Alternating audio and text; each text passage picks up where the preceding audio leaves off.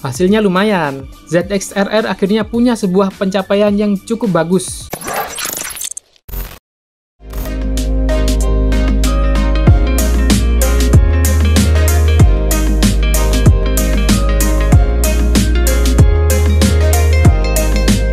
Pada masih inget nggak kira-kira kapan terakhir Kawasaki main di MotoGP?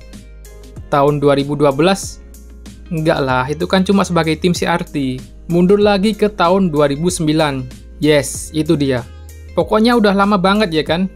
Di video kali ini kita akan coba membahas rekor terbaik yang pernah diraih Kawasaki di balapan MotoGP era 4 tak. Sebenarnya sebelum di era MotoGP 4 tak, Kawasaki juga pernah ikut balapan di GP500 yang terbagi dalam dua periode. Kenapa saya bilang dua periode? Karena Kawasaki itu antara ikut, terus absen, ikut lagi, terus absen lagi. Kurang lebih seperti itu simulasinya. Maka dari itu saya sebut dua periode. Periode yang pertama adalah tahun 1970 sampai tahun 1975.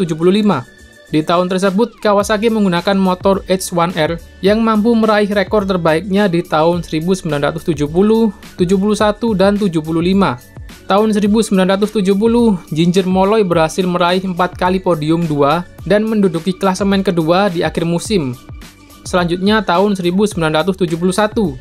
Dari sekian banyaknya rider Kawasaki pada saat itu, hanya Dave Simon yang berhasil mendapatkan raihan terbaik dengan 4 kali podium. Dan sekaligus berhasil merasakan kemenangan pertamanya dengan finish nomor 1 di sirkuit Jarama, Spanyol sebagai seri penutup di musim 1971. Musim selanjutnya, tidak ada catatan rekor terbaik sampai akhirnya tahun 1975, Mike Grant berhasil finish pertama di Isle of Man TT, sirkuit paling mengerikan dalam sejarah MotoGP. Oke, lanjut di periode kedua, terjadi di tahun 1980 sampai 1982. Dan hanya di tahun 1981 saja, Kawasaki meraih rekor terbaiknya dengan 2 kali podium 3, tepatnya di GP Assen Belanda, dan GP Imatra Finlandia dengan ridernya saat itu Cort Bellington. Dan motor yang dipakai adalah Kawasaki KR500, motor legendaris Kawasaki yang menggunakan sasis aluminium monokok yang dikenal sangat ringan tapi kuat. Saking legendarisnya, Jonathan Rea sampai pingin nyoba KR500. Dan 20 tahun setelah balapan terakhir mereka, tepatnya tahun 2002, saat MotoGP baru saja memperbarui regulasinya, di mana motor yang dipakai bukan lagi 2 tak 500cc, tapi berubah jadi 4 tak 990cc. Kawasaki menjadi pabrikan yang juga tertantang dan siap meladeni regulasi baru dengan ikut kembali bertarung di balapan MotoGP. Mereka mempersiapkan proyek senjata baru yang diberi nama ZX-RR. Motor ini dikembangkan berdasarkan pengembangan dari data dan komponen superbike produksi massal Kawasaki, yaitu ZX-7R. ZX-RR diciptakan dengan gaya desain fairing yang lancip dan banyak lekukan. Mungkin bisa dibilang desain ZX-RR jadi yang paling lancip pada saat itu. Lalu di sisi aerodinamika dikembangkan dan diuji menggunakan terowongan angin. Mesin yang dipakai adalah Screamer inline 4 silinder dengan fairing order 180 derajat. Tapi power yang dihasilkan mampu berada di atas rata-rata mesin inline 4 lainnya. Ledakan powernya bisa lebih dari 240 horsepower. Ini hampir menyamai mesin V5-nya Honda RC211V tahun 2002. Gile lah, ini engine inline 4 tapi powernya rasa V5. Lalu sasis aluminium twin spar disiapkan untuk menggendong mesin yang super galak tadi. Tapi dimensi sasisnya ini kelihatan gede dan keker banget cuy. Jadi kayak kegedean gitu, macam anak SD dibelikan baju sama neneknya.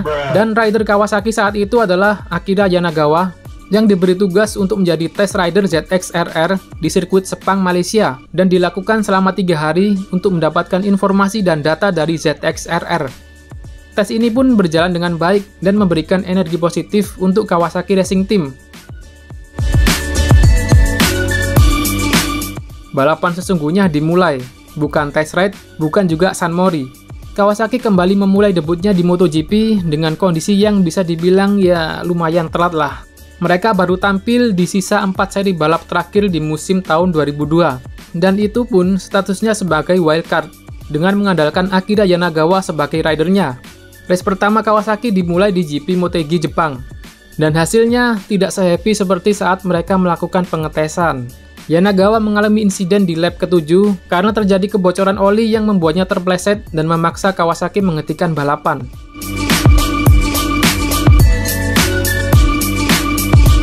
Musim-musim selanjutnya dilalui Kawasaki dengan mengsedih.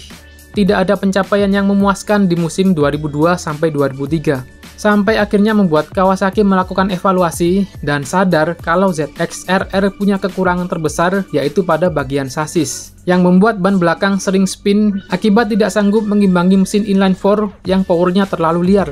Getaran yang keluar dari mesin juga memberikan efek pada keseimbangan sasis. Efek yang timbul adalah rider jadi gampang lelah karena membutuhkan konsentrasi yang lebih.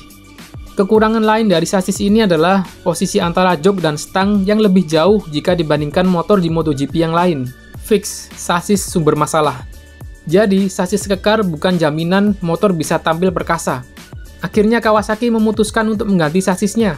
Karena udah nyerah bikin sasis yang bagus, akhirnya pembuatan sasis dipasrahkan ke vendor, yaitu Eskil Shooter. Hasilnya, ZX-RR versi 2004 terlihat lebih ramping dan kompak. Tampilannya jadi lebih oke.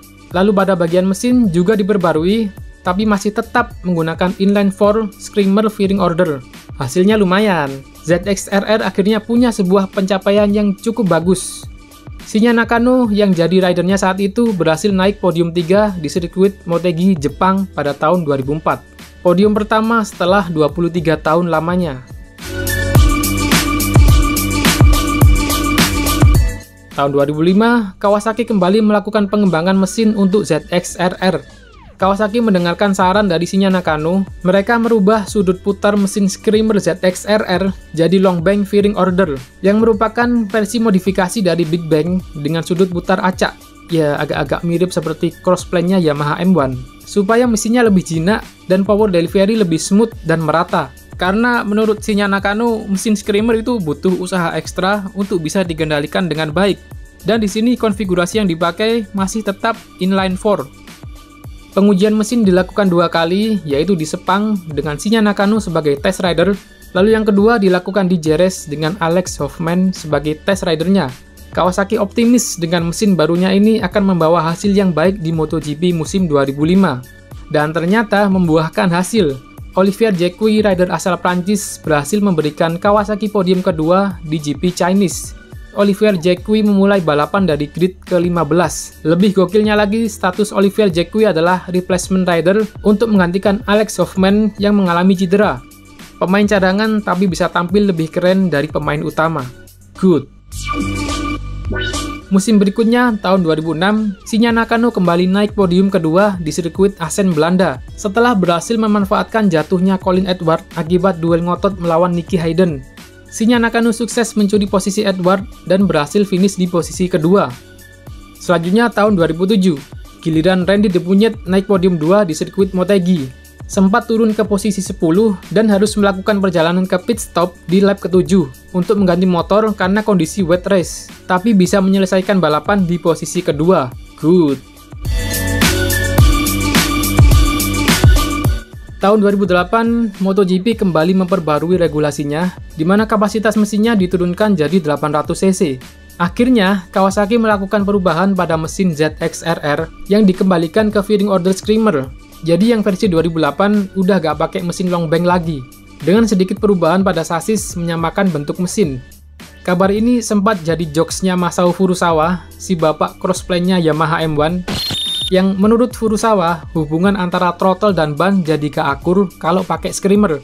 Tolong jangan jelaskan ini ke orang Kawasaki. Jokes bapak-bapak tapi bisa lumayan bikin kena mental. Dan akhirnya, di tahun 2008, tidak ada satupun podium yang berhasil diraih Kawasaki. Hanya pertunjukan San Mori yang disuguhkan sama Kawasaki. Sampai akhirnya pada tahun 2009, barulah Marco Melandri yang berhasil menyumbangkan podium kedua untuk Kawasaki di sirkuit GP Le Mans, Prancis. Itu pun Kawasaki berada di bawah bendera Hayate Racing Team, karena Kawasaki sudah mengumumkan pengunduran diri dari MotoGP sejak tahun 2008. Dan di tahun 2009 menjadi tahun terakhir Kawasaki di MotoGP. Ketiga kalinya loh menyatakan mundur. Kalau sampai 5 kali menyatakan mundur, pasti dapat payung dan piring cantik dari Dorna Sports. Alasan Kawasaki mundur dari MotoGP adalah karena kita tidak punya uang. Finansial menjadi kendala utama Kawasaki Racing Team pada saat itu. Krisis global yang melanda dunia membuat Kawasaki menjadi salah satu pabrikan yang cukup merasakan dampaknya. Prestasi yang minim tidak sebanding dengan dana besar yang digelontorkan Kawasaki, membuat pabrikan hijau ini akhirnya memilih cabut dari kejuaraan MotoGP. Setelah keluar dari MotoGP, Kawasaki mencoba untuk lebih fokus di WSBK, kejuaraan balap dengan dana yang lebih ringan kalau dibandingkan dengan MotoGP. Dan hasilnya, dari tahun 2010 sampai 2020, 7 gelar berhasil diraih Kawasaki. 6 diantaranya didapat secara beruntun bersama Jonathan Rea. Itu adalah sedikit kisah ZX-RR yang bisa saya ceritakan. Salah satu motor Kawasaki yang terlupakan. Kira-kira kapan Kawasaki balik lagi ke MotoGP? Mungkin hanya waktu yang bisa menjawab. Kalau ada koreksi atau hal yang mau disampaikan, jangan sungkan tulis di kolom komentar. Nama saya Awang, stay safe and I will see you in the next video. Peace!